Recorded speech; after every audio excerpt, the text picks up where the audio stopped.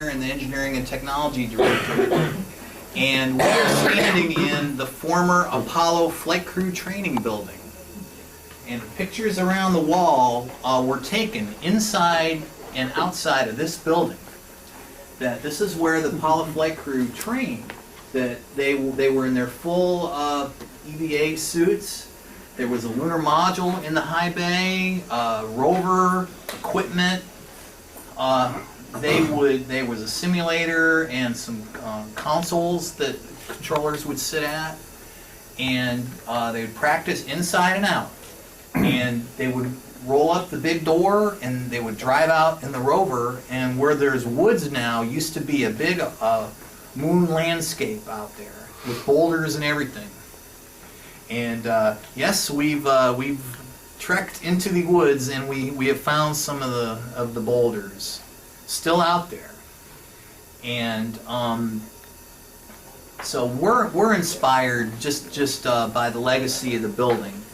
And so what we're doing here at the KSC Swampworks is we're building on that legacy. That we've brought together a small team of NASA and contractor innovators to develop cost-effective, innovative exploration mission solutions. That it's a hands-on environment where you get an idea, you build it, you test it, maybe even you break it, but you learn something and you improve the design, and you get it moving. Get it moving. Don't talk about it, do it. And this is actually a return to kind of how NASA started out. That the original rocket designers at the Redstone Arsenal, Werner von Braun, I mean, they were hands-on engineers and technicians, and they built stuff and machined it and tested it. And also there's a legacy of aerospace in America that Lockheed Martin had a skunk works, and they developed the U-2 and kind of spy plane things that were critical at that time. And so we're using that basic philosophy and reviving that in this inspiring facility for our mission solutions. Now, the modern kind of aspect to this is that we're doing it in lots of partnerships. That partnership with industry, academia, emerging commercial space companies working with, we're working with Earthrise Space in Orlando. They're competing for the Google Learner X Prize. Big companies, we're working with Caterpillar.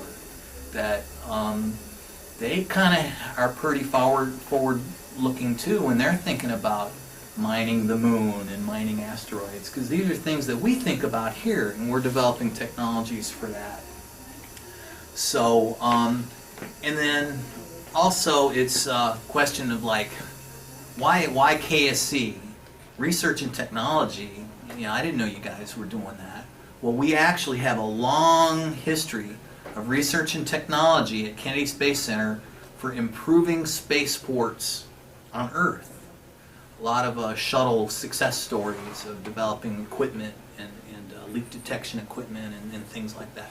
So the same skill set, the same people, we're evolving that into doing research and technology to lay the groundwork for spaceports in space. So you'll see several of our capabilities today that there's only so much time, and I was limited to five stations for you guys to talk to.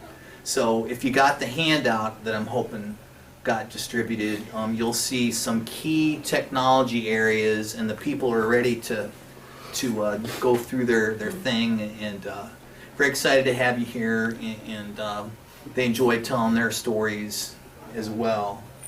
So I think we're going to have to split into two groups so that it's kind of hard